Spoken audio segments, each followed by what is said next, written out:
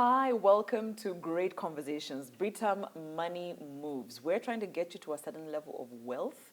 Yes, there's a difference between wealth and being rich. We'll have an episode on that and a conversation on that.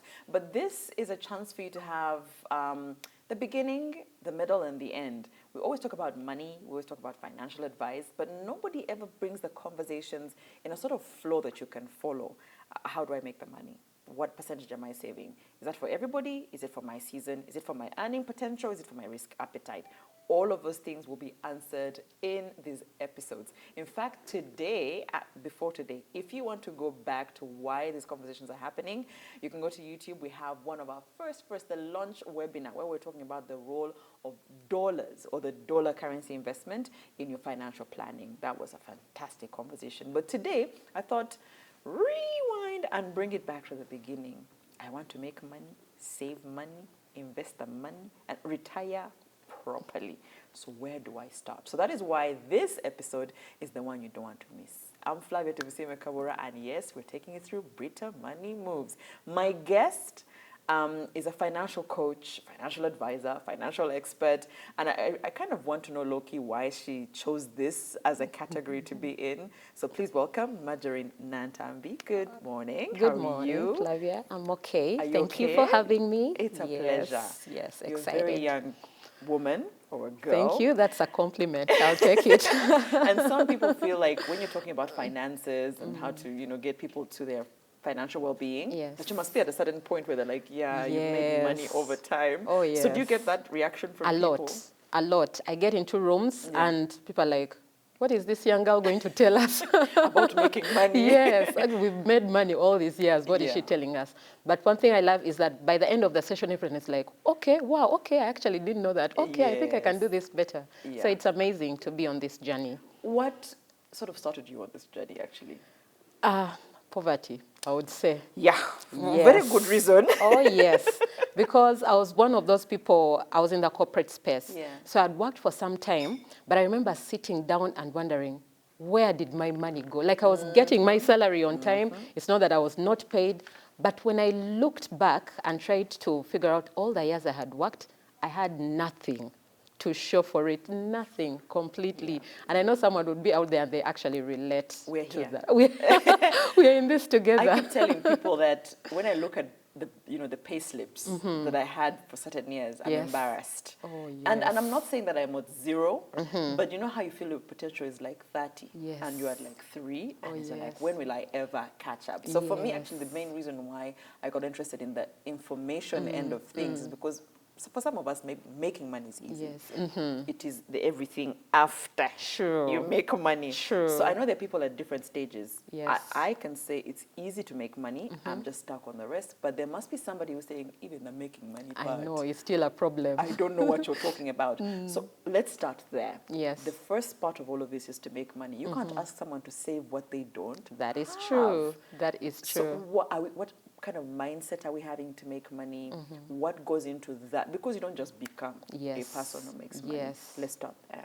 True, and I like what you said about the mindset, because everything starts in the mind. Yeah. Because if we believe that I'm someone who can't make money, maybe I can't keep a job, I'm always being fired, I try businesses are failing, then you'll not actually shift. Yeah. But we need to get to a point where we know that, you know what, I can actually make the money. That's where it starts, with our mindset. And then you look around and ask, how can I make this money?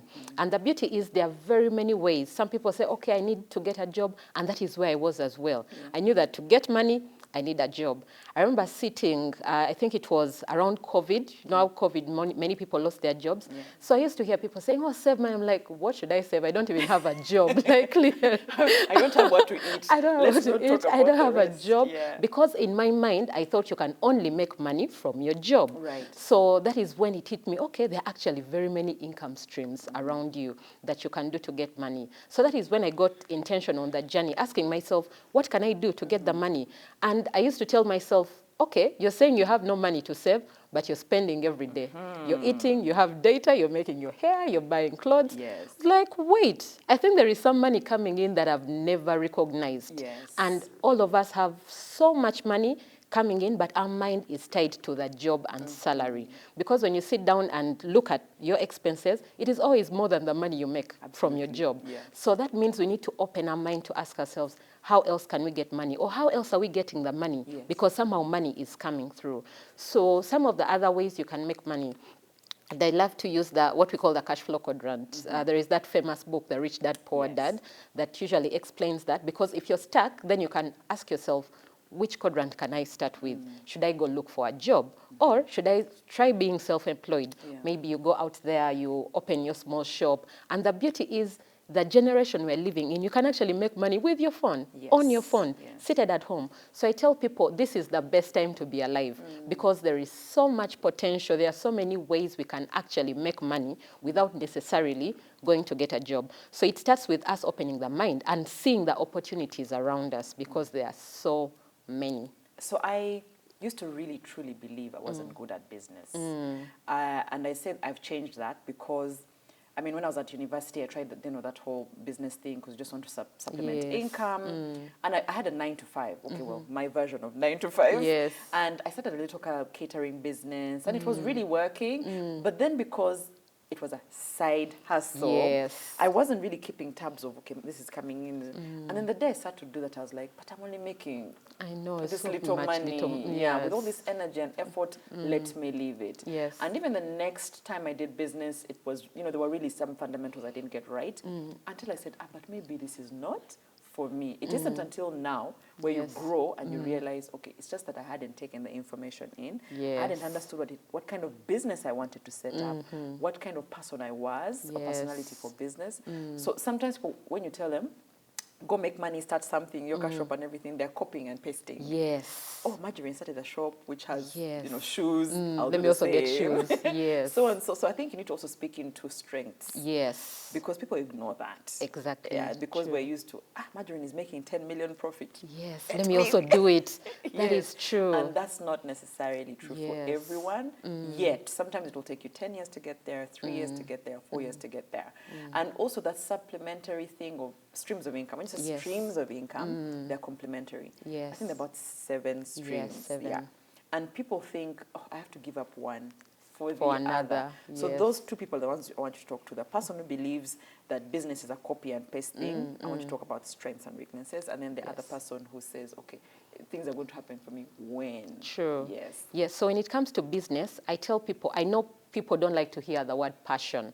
When you say follow your passion, they're like, forget passion, look for the money. I tell people, get your passion and make the money out of it. Because like you said, you'll see someone maybe thriving with their farm of chicken, maybe 1,000 or 10,000 birds, and you're like, okay, this person has built apartments from this, let me also do it. But you don't have the same passion of waking up, checking on the chicken, the feeds and everything. Whenever I say, we need feeds, you're like, you're stressing me. Because your heart is not there. It's not there. So the same thing, you may see someone with a boutique and you're like, okay, I also need a boutique. You don't have the heart. Because people come in, they try on the clothes, they drop them there, you get mad every day because your heart is not there at all. So I tell people, before you start that business, ask yourself, do I have a heart for this? Do I have a passion for it? Because it is true you can make money when you're not passionate about a business, but someone who is passionate will make more money from that business because their work ethic will be different. They wake up so early, excited to go open that shop, smile for the clients, but you get to work, you're all gloomy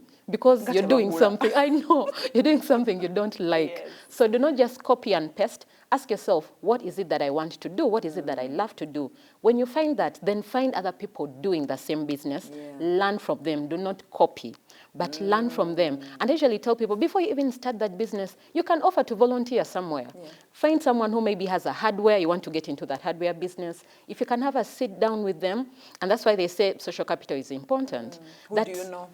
Exactly. Who do you know? Even if you don't know that person, maybe you know someone who can lead you to that person, just to walk you through how the business journey has been, what you should expect, and things like that. If you're not able to get that, then maybe go volunteer, be in the business, because that's the best way. The best way to learn about business is you being in the business. I love the salon business. I always tell people that's the one place where I see people learning. Yes. They're like, I tell you, who's this one? Oh, they're going to help because they're learning how to wash, and you're like, every other week is somebody here. But I don't see that in the other Other lines businesses, of businesses. You know, I yes. don't see other people saying, let me come and shadow you for this long and see what I can learn. So Yeah. people need to consider that as well. Yes. And then the whole 7 streams of income. People don't believe they're multifaceted. They don't believe they can multitask. True. Is there a strength in multitasking when it comes to building our finances? Yes, there's a lot of strength, but the beauty is usually when people hear income streams, they feel like I need 10 jobs. No.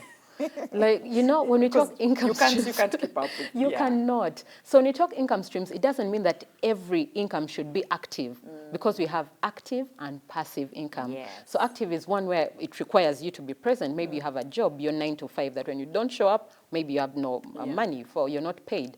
But then you can have your 9 to 5, and then you can have other income streams that don't require you to be present at all. So some of the things, and I know we shall get deeper a bit into investment, but that is one of the income streams that you can look at. You're busy at work, you have your bills somewhere, you have bonds somewhere, you have your unit trust. Britam has unit trust. Actually, I was about to say that is a whole premise. Yes, and it's amazing how much you can make when you're just actually concentrating at your job. Because when people hear income streams, they're like, okay, so you want me to quit my job? I'm like, no, you can have your job. It's one income stream. Yes, it is just one of the income streams. And then you can have all these other things. Added onto it. I'm actually glad. So someone has figured out, okay, my strengths and all the other things that I can make money, or my money can then continue to make money. That's saving question. Margarine, me, it's down to seasons. There are seasons where I could even save 80% of my income. My bills were low. Actually, blame myself for thinking I had bills before children. I know, right? Because now you have the bills. I'm like, what was that? And I kept saying there are bills? Yes. I'm like, there was luxury. I know. You know, because those were wants. Yes. Now I have needs. Yes. You know, where I will not survive, or my children will survive without them. So everyone has different seasons. But it doesn't mean the Flavia at campus could not save. Yes. Because you have to wait to be the Flavia at this age with children and their family. So let's talk about saving as, you know, all the different levels of you know, seasons, of ages or age groups. Yes. Yeah. So saving, like you said, it does not have to start much later in life. I remember I started saving in my primary school. What? I was those people that had the wooden boxes. Oh, yes, you know those wooden boxes? I had my metallic suitcase and then a wooden box somewhere in the corner. You put your coins. I put my coins there. And I remember I had this, I love to make money from the word go. I remember we used to take Grab at school. You open your box, you start selling the biscuits. Each cup biscuit is like 100 shillings. But by then, of course, I had no goal or business mind. I just did it for the fun, and I used to get money, you know, being that celebrity with the money. You're buying Grab for people. So the saving bit started much early. And I remember even campus days, I used to have that box, put the money, but then at the end of the semester, break it and enjoy it, party time. Okay. So that means saving is also not the problem sometimes. There are people that can save. Yes, exactly. What are you saving for? Why are you saving? Yes, because you can save it and eat it. There are people that say, me, I have a savings account, but then you put the money there and you go around, use your ATM and withdraw that money or swipe the card somewhere. So you can start saving anytime, and it's good to start early because when you start dropping those coins in the box, maybe when you're still at school, then when you come out, it's easier for you to start even saving from maybe your business, your job, and things like that. Because saving is a habit that can be developed. The way we have the bad money habits, we have the good money habits. And it takes time for us to go through this. But the earlier you start, the better. So when it comes to saving, and you mentioned it as well, you need to have a why. A goal. Because if you don't, you're just postponing expenditure. That's what I tell people. You're like, I want to spend now, maybe in a month. Yeah, you leave it on the account, but end of month, you chop all that money. Or if someone has an emergency, you're like, but I have some money. I have some money, I'll help you. You become that godfather and godmother to everyone. So I tell people, have a goal. Because if you don't have the goal, you'll save the money and still spend it anyway. Because when you talk about saving, yes, we have the saving for emergencies because those will happen, but then we also have the saving for investment. And I tell people you need to separate these two. That because if you leave all your money on one bank account, you may be smelling, oh, I have a lot of money. And then an emergency shows up and your money is gone. Yes. So it's important for us to have a goal. Why are you saving? What do you want to do? Because saving is not just keeping money. the next goal is to grow that money. Because if it was just about keeping the money, you just get a bag and put it under your bed. And you say, okay, I'm saving money. Under the mattress. Under the mattress. And also the wooden boxes that we talk about, yes, it's a good way to start, but do not keep it there. Because we've seen people that save for a year and then someone steals the box. Like, My son had a piggy bank, and after 3 days he said, I think I want a toy. And I said, there's no money. I've been saving. Please, yes. Why is this thing here? Yes. You know? And having to explain that concept also, you have to afford that, and I'm talking about the adults now. Yes. You can't be teaching someone what you don't actually do or live. So I noticed that I had to also change how I dealt with money so that my sons will learn from me action versus just words. That is true. Even postponing expenditure, because you know you would go to the store, you're like, but I have an extra 10K. I mean, That surely is he can have that toy. It is a toy is 8,000. Exactly. He can have it. Until I realized I was teaching him that, you can have anything, anytime, any day. So now I tell him, oh my God, the month of December is coming up. I can't believe you'll be able to have your 2 toys. Yes. Even if I can afford it now. Exactly. And that delayed, now he knows that when he wants something, there are things he can get immediately and there are things he needs to plan for. But that is true. now sometimes I'm like, I have to do the same thing for myself. But, you know, for us we said, like, there's the Britam, one of the products that they have, where you put 100K aside and then you keep adding 50K. So my husband said, you know, the thing about that is that you put money there and then you have money maybe in your joint account, which, I mean, one click and you have the money. But Britam, 3 days before the money. So he says, in a day, the emergency will be finished. So by the time I finish 3 days, I don't need the money. So sometimes it's good to put money in places like that, where you know it will take you another 2-3 days. It's like when you have a piece of land. The reason you bought the land is to sort of store your money. You can't say, Marjorie, can you give me money now in this piece of land? And you won't me be sell able it. You to. cannot. So it's good to save, quote unquote, the money in those different places. But you spoke about the thing I don't want to ignore, that you're saving. It's sort of like saving for short term and for long term, and how these two things should not be in the same bag or pool. People don't like long term. I think I don't know if it's a Ugandan thing. You only live once. Or it's a world thing. And when I say people, I mean me as well. Now me, the excuse I have is school fees. So I keep blaming school fees, but the whole time I'm like, because I don't like my money taking too long to grow, or taking that long to grow and then I get like a small growth, you know. So talk to people who would like to save for long term, but they've never really considered it. And you're talking to people who are maybe like 25, 24, maybe don't even have a family. And they're thinking, why? What if tomorrow, YOLO, you know, what if tomorrow doesn't come as I think it will come? Or it looks like it's too far away. Yeah, let's talk to That's those what we ones. all thought. You know how Now you're 20 and you look at those at that and you're like, these old people. But let me tell you, what if that day comes? It will come. What if you live long? You know, you say, I'll only live. How about you live long? And you're 70. I'll retire at 40. I'm 36. Yes. I'm like, you mean 40 was not a thing of those ends? Yes, and now it's And closer. I'm like, I wish 10 years ago I had started. Exactly. And I want to tell the young people out there, if you're watching this, you are the luckiest person. Because the best time to start is when you are young. That is the best time to start. But of course, if you're watching and you are more advanced in age, that's also okay. It's okay to start now. Okay, better late than never, right? But when you're young, this is the best time to start. So about short-term and long-term savings, that's why we tell people, have a goal. And I usually tell people, what do you envision your life to be maybe at 50? What kind of life do you want to live at 50, for example? And then if you look at, because for me, those people that believe in vision boards, every year we have a vision board party, we set goals. I see myself at 50 traveling around the world with my children, like having to live that life. Now, when that is the life you imagine to have, maybe you have an apartment somewhere, you have all these things going on, you start planning for that life today. You don't wake up at 45, you're like, okay, so I need trips, I need this, and then you start working towards it. No.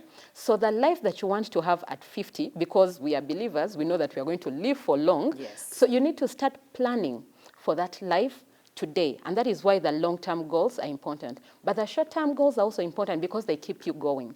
And I tell people, have those small goals as well. For example, ticking off your debt. That can be a short-term goal, but it will keep you going. Yes. Because you don't want to be 50, 60, and a money lender is calling you to pay money. You're hiding at 60, 40. What if you break your bone when you're trying to hide that?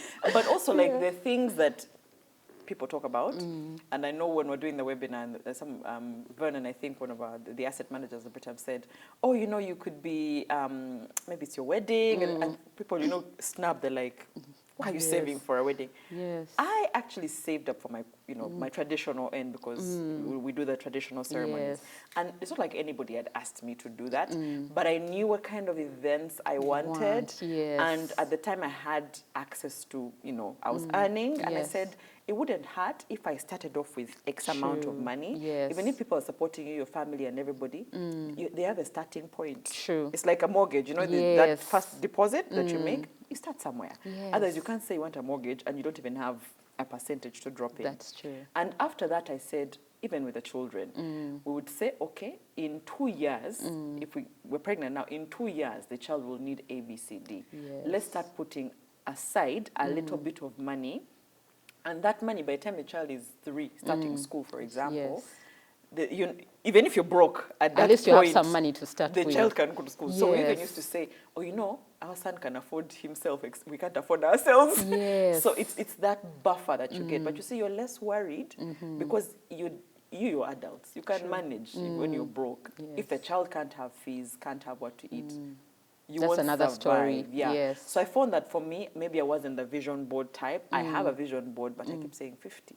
By the time my back is hurting. I don't know if I'll make it to 50. But those things of like, oh, the school fees will get me there, or the kind of birthday for my child I want to have next year. So it sounds like, but those are fickle things. But if those things keep They're you also going, important, yes. they're important, Yes. you know. So save up for those as well, or put some money aside for those little things, to keep you a bit excited, Exactly. you know. We need that excitement. There are people who buy clothes twice a year. And I mean, they're fantastic at their discipline. And they'll know in 6 months I'll have saved up enough to add to my wardrobe.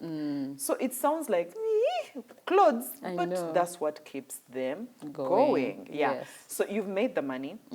You've figured out how to save. Before we leave saving, that percentage thing. Yes. Am I saving in percentages? Am I saving up? Because if I want to buy a plot of land and it's 20 million, do I have to get all the 20 at once? How do I figure out what of what I'm making is for saving? Yes. And keep in mind all the seasons and all the different types That's of true. people. Yeah. That is true. And also that also depends on the goal that you have. Yes. Because different goals require different amounts of money. So for those that are just starting out, percentages are amazing. I remember when I just started on this journey as well, when I started hearing people say, save money, and I didn't have a job like I shared, I kept asking myself, okay, but you're spending this money. So I learned about the 20% saving. Yeah. Of course, the budgeting rule is the 50, 30, 20 rule. Yeah. So you use the 50% for all your needs and then 30% for the wants. They're also important. The enjoyment is in there and everything, your saloon and everything. Dinners, eating out with the girls or with the boys, that is also important. And then the 20% for saving. And I usually tell people, if you feel 20% is big or it's huge for you to start with a 5%. Yeah. If you feel like the expenses are still so many, the beauty with percentages, you can alter them anyway.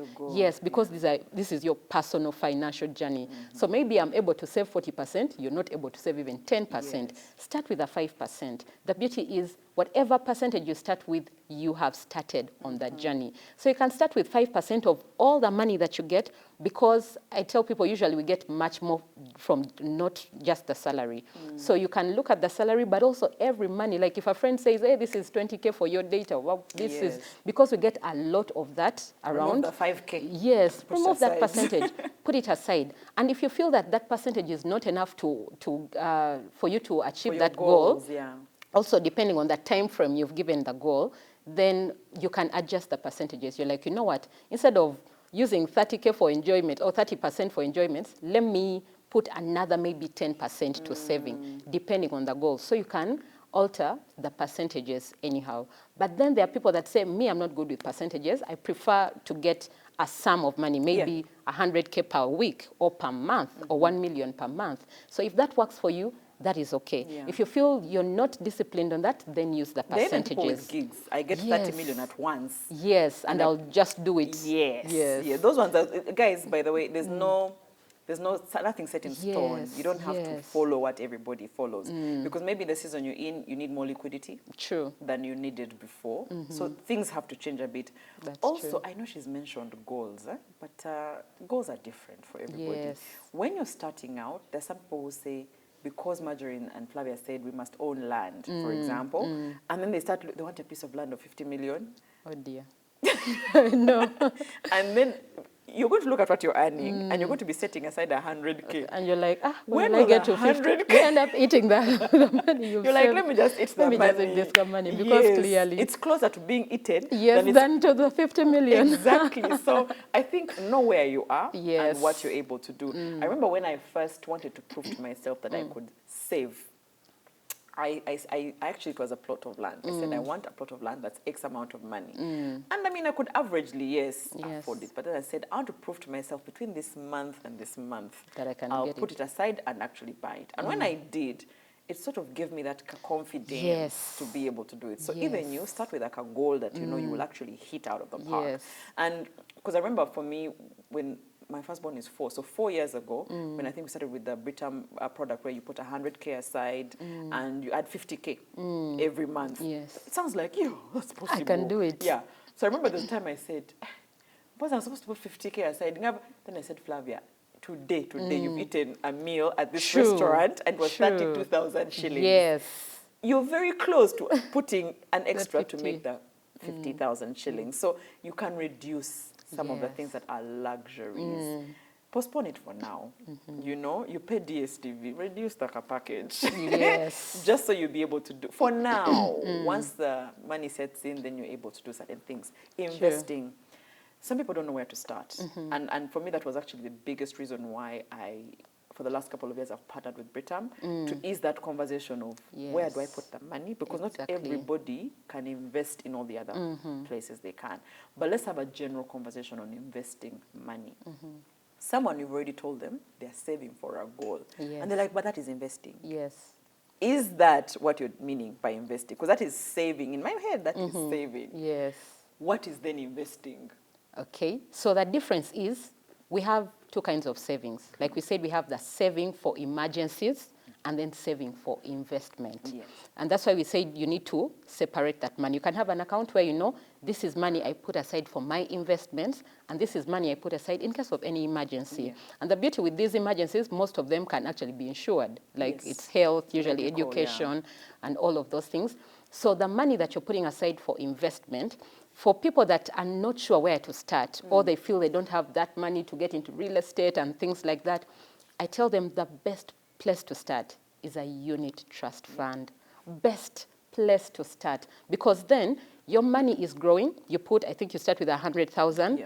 Your money is growing every single day. And then you don't have to actually worry about, okay, how do I grow this money? Because then Britam, for example, is growing that money on your behalf. You're not the one going around. Should I put in stocks? Should I put here? Should I put some bit here? And all of those things. So I feel like that is the best place to start, because it's 100,000 to start, but you can keep adjusting the figures as you go. You can put more, you can put less, and things like that. So that's the best place to start. And then I usually encourage people, especially if you feel like you're still a very low income earner, get to investment clubs. It's also another place where you can thrive, circles, investment clubs, because then your little money is coming together with other people's little money, and then that huge sum can actually do something amazing. And also those are places that can help you grow, because for most investment clubs, they help you buy land, they get land in bulk, and then members can buy at a cheaper price and things like that. So look at the unit trust, like we said, and then maybe the group investments that we have talked about. Then, if you want to diversify, because it's also important, do not just leave all your eggs in one basket. Start, when you want to get on the journey of investing, the first place to start is educating yourself. Do not just say, okay, I had Flavia talk about stocks, let me go do this. I had shares, let me go do, no. With investment, you need to understand the investment. Even the unit trust we've talked about, come to Britam, ask all the questions. Yes. What is this? How do you invest? Yes. How do I get my money? Which percentage? This is how I earn. I earn every quarter. Exactly. I earn every, so that you're guided on what it is. Exactly. Yeah. So it is important for you to understand the investment before you put your money. And also, the journey of investment is actually a marathon, not a sprint. Some people want to put money and get money Tomorrow. immediately. And that is why they've been scammed. So someone tells you, oh, when you bring your money, next week we're giving you 10 million, we're giving you 20 million. No, you need to be alert because this journey takes time. Yeah. And also, when you look at the different ages, we need to be mindful, where are you? Which season are you? But also, where are you in terms of the life journey? Because you can see maybe a 20-year-old wants to live a lifestyle of a 50-year-old or 40-year-old, yet this person has worked. So do not just say, okay, I know this person is investing in real estate. I'm also maybe straight from school, I also want to put up a block of apartments. That can be possible, but look at your finances as well. So do not just invest because your friend is investing in something. You have to make sure, okay, have I understood this? What is my risk appetite? For example, what are the returns? Because some people have that high risk appetite. I want to put my money in stocks where I'm getting a high return, or business and things like that. And maybe for you, if you know, I usually compare investing to football lovers, people that love football. I usually see that tension that people have when the team is about to score. So I feel like if you can handle that tension, then maybe you can handle some of the high-risk investments.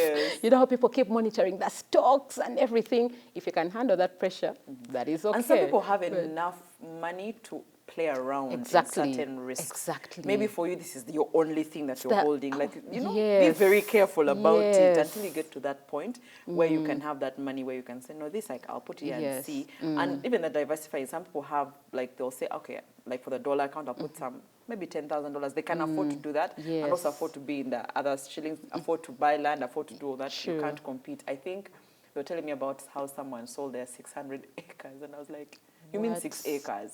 They said, no, 600. I'm like, 600 acres. So, but then their youngest child is like 21. And I'm like, you see how we're not the same? Yes, we are not. And then you put yourself on pressure yes. to also have 600 acres. Sometimes in investing, you need to relax and also figure out. And also that time value of money. Because I know one of the episodes we're going to have is about compounding and that time value of money. How to understand compounding and actually make it your thing that is that this is my strength. I watch my money compound over time, because I look at Warren Buffett and I'm like, we're not the same age. Yes. So it took you time to come from 1 to 1 billion or 1 to 1 trillion. So it takes time for money to grow. And like you said, there are scams. If someone is promising you to come from here to here immediately, there's a problem. That is true. It will go as so. We've made the money. We've saved. We've understood where to invest our money. People always feel like they stop there. They feel like, fantastic. I've done I have done it.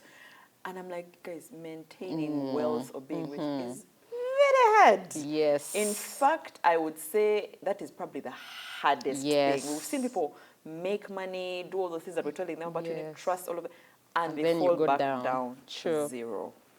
That, for me, that is where I need to listen to you more. Maintaining where we are, or where we've reached. First of all, when do we start to work towards that? At the beginning or after the money has come in? At every stage. At every stage. When you make your money, ask yourself, how am I maintaining this? When you save a bit of it, how am I maintaining this money? Right. When you invest a bit of it, ask yourself, how am I maintaining this money that I've also invested? So one thing that is going to help us maintain the money is having an emergency fund. Because usually people have the assets, they have the land, they have put up all these buildings, they have all this money around, and then you get an emergency. That's why we see people selling maybe a plot of that is worth either 50 million or 100 million or 500 million at almost more than half the price. Why? Because you have this emergency that you need to sort, but you don't have liquid cash. You don't have cash. And that is why it's important for you. Cash is king, guys. Cash is king, always. Cash is king. And that is why we tell people, on this journey of investing, maintaining the money means you are diversifying your money. You have the assets, but you also have some liquid cash that you can use such that you don't end up losing the assets to take care of the emergencies. So many things, you get an emergency, maybe you have a loved one that is sick or you are sick, you need to either fly out of the country for medical bills, you sell this property to take care of that emergency. So if you're not having an emergency fund, and I know that is something that is not so popular in Uganda, like you're just getting to understand. Yes. That's when people say, hey, I needed to have put money as. People are losing jobs and they're like, I'm waiting for the money that they were supposed to pay me this month as my go-to. People make transitions. When I made a transition from my working to a different way of working, I was like, oh my God, even the 6 months they tell you, you realize, okay, I needed a year of emergency fund. And really emergency fund, even, we have to explain that. It's just you able to survive. Yes. Even without the job or without whatever money it was. I think they were saying that those who get their NSSF struggle a lot because it comes as bulk. You eat it quickly, and then you don't have a job. Yes. And that income that comes in every month, even if little, gets you crippled in a certain way because you're like, hey, it will come. It will come. So you're used to living life a certain way. Most of us don't think about the life when it doesn't come in consistently. So maintaining, you're right, maintaining at every single stage. Yes. What about our habits in all of this? How disciplined we are? What kind of lifestyle we're living, where does that play in any of these stages? It plays a huge role because definitely what you want to achieve with your investments versus the lifestyle, you need to be mindful. I usually tell people, if you don't earn like them, don't spend like them. That is a rule that I use. Because usually we want to match up. And with social media, it has even made things worse. You see someone in Dubai on Monday, and you're like, what? That is the life I want. Yet you don't have the finances to get there. So I tell people, just tell yourself, if I don't earn like them, I'm not spending like them, full stop. Because then that is how people get into the cycle of spending and not saving at all because they feel like the money is not enough. I have all these bills, I'm in this apartment, because you just want to keep up with, okay, how will they see me going a certain way? We all need to be in Nigeria, in Chiran, all those places. But you need to be mindful, okay, am I able to sustain this lifestyle and still put money aside and still invest and still do that? Also, something about delayed gratification. Because we feel like, recently I was reading a book, it's written by a Ugandan author, and it's called Destroying Debt. And he told us one of the reasons people get into debt is we have this high level of self-importance. Like, I need this, I need to get it immediately. Like, we feel like, yes, I need this, I need to get it immediately. But it's important for us to know that on this journey, we need to be mindful and also delay that gratification a bit. There is a book that I read that I love. It's called Profit First. And in there, he taught us about the just one more day principle. That if you want to buy something, give it just one more day.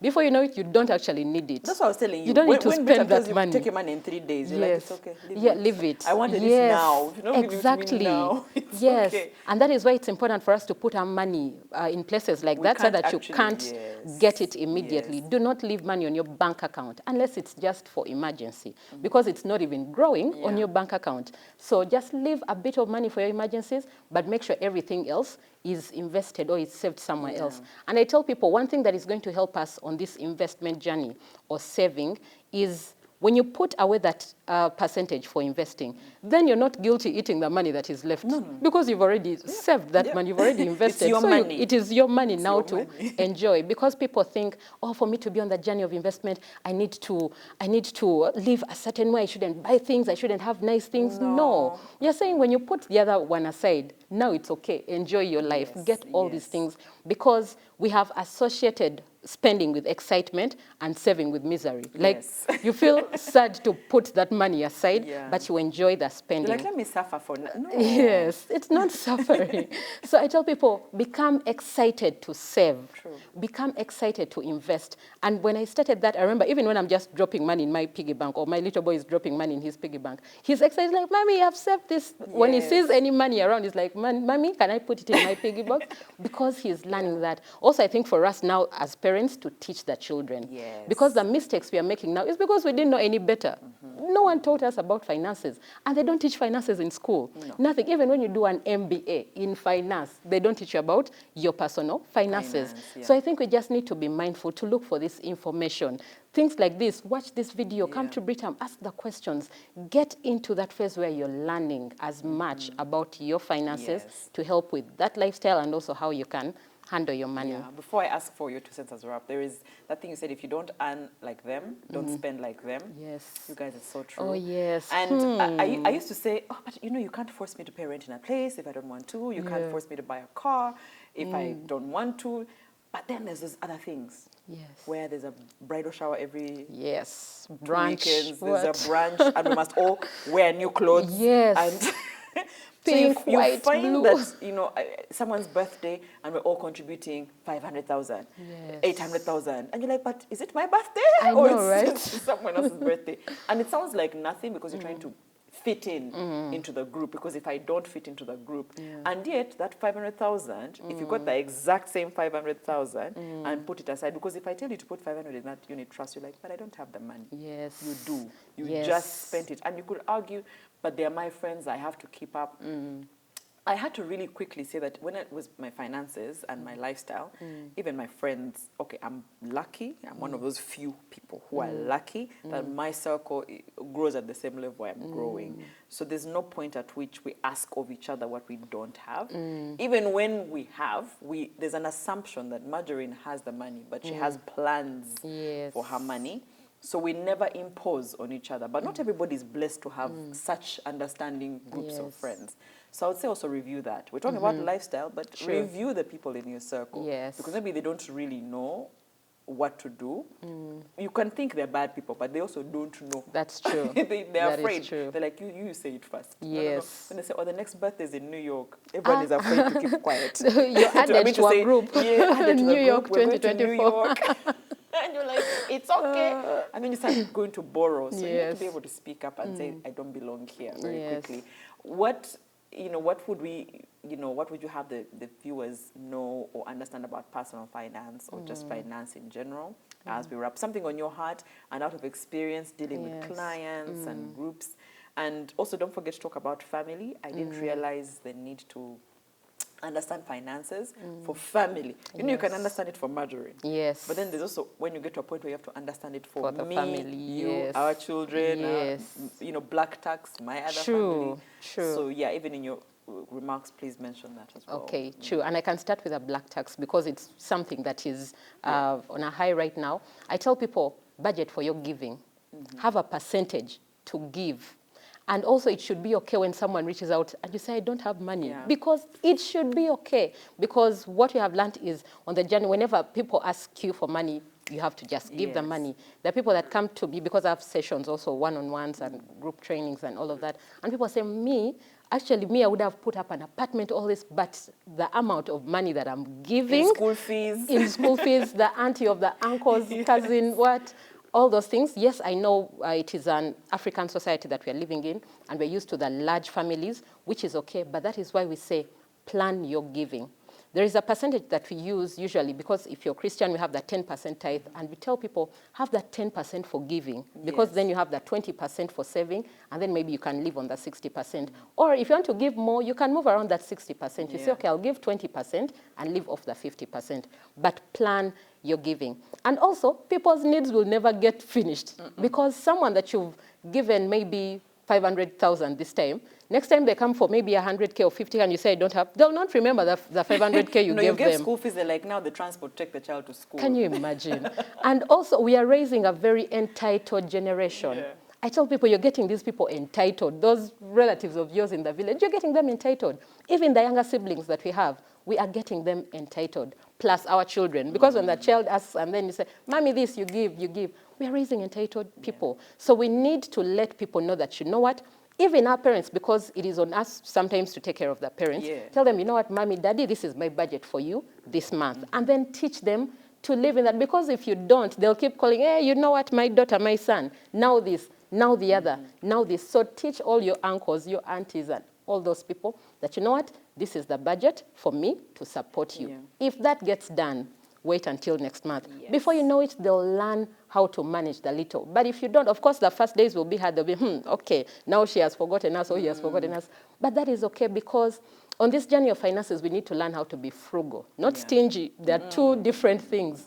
Frugal is someone who is mindful about their money and they plan for them. They are intentional. Because it's like coming to someone and then you ask for money and they say you don't have. Recently, you know, we are in wedding season. We attended one of those wedding meetings and people were saying, can you imagine so-and-so gave us only this money? Like, why do you plan on people's wallets? You know how you rich. Why are you? They say, so-and-so, this one 20 million, this one 10. Is it your money? I'm sorry, but you know, my husband and I have an amount of money. I keep telling him, think like you're an MP or a minister. Yes. Yeah, you're a politician. People are always going to come to you for things. True. Set an amount of money that when we contribute to weddings, this is the amount that this is family it. contributes. Standard. So that even if you go to another wedding meeting and our name is mentioned, it will be the amount of money we contribute. Whether they think we are rich, whether they think we're poor, that's the amount of money. Because they're not there when you need your own money. So you must cap it. So even you can say, may I give 100K? Yes. Everyone getting married, that's what you get. And it's important. Yeah. I know it may be hard at the beginning, but it is important. Because recently we had a session, I usually organize money talks, and someone stood up and said, you know what, when I learned this principle, just this year I said I'm not giving anyone money. And in just in this year, I've put up 2 blocks of apartments in just this year. Too generous. So yes, 2 blocks, because there are people, you know, a friend comes, you pay that child's school fees. This one comes, you give all of that. So we are not saying don't give, no. Give, but plan your giving. And also you can look at the circle or the people, because they say, oh, if my mother asks me what I give, you can look at your people, the people that you have, the inner circle, and then the friends, you know, it gets wider. But you look, if someone is in your inner circle, have a percentage for them, and then you can keep going. But you cannot solve everyone's problems. Absolutely. So that is with a black tax. And then when it comes to family, it's important to have these conversations, because we know that some of the reasons why people have issues in relationships, one of them is finances. And also you need to know your personality, because one may be a spender, another is a saver, and then you keep clashing. No, we need to save this. No, we need to spend. So understand each other and know how can we help each other? How can we support each other? If I'm a spender, and maybe my wife or my husband is the saver, okay, maybe let them be in charge of the budgeting for the home, because for me, if they give me all the money, we are going to enjoy it. To you if the spender is also the one who makes the money. Oh dear, yes. That might be hard of a conversation, but yes. Yeah, but whoever also has the strength is the one who manages the money. Yes, so you can look at the strengths such that you know the saver is going to make the budget, and maybe the spender, because you shouldn't leave them out, they'll plan the trip. Yes. Yeah, they'll plan the trip, the itinerary, everything. They're also doing something, or they'll plan that dinner, or they'll plan that family day out, because that is their strength. And then the saver is doing the budgets, doing this, then the spender goes ahead and does what they do. But also having a family goal, because if you have a family goal, then you'll not just spend money. Have you had, usually people say when someone is building, they see a bag of cement in every money they get. Yes. You know, you're trying to eat dinner on a date and they're like, this for like 3 bags. Couldn't we eat this food at home? I know. Because they have that goal. Usually when you have that goal, it will drive you. It will, you know, you may say, me, I'm not good at saving. Just get a goal and be intentional. You'll not know how you've saved all that money, how you've achieved that goal in a very short time. Why? Because you're intentional. So involve the family, have that family goal. Even the children, start them now. My boy has his blue piggy bank, my girl has the pink one. So they keep, and they compete, who is dropping more money in their saving. They may not know much about finances, but at least they are starting to learn the basics about saving, about when you go to the supermarket, now we have a list. Because when you go with a boy, my boy is 5. So you say, mommy toy, mommy this, and then he used to cry in the, so you know, those kids that cry and fall down. Nowadays I tell him, check the list, is it there? No, mommy, okay, let's go.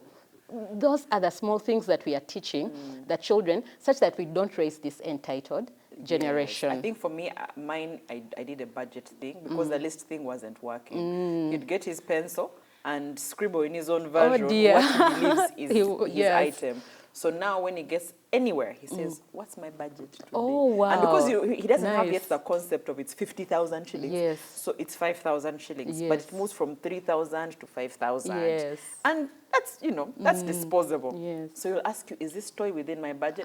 So he walks there in entire supermarket asking for what Looking his for the budget is. And Nice. I help him even figure out which items are in the 5K. Yes.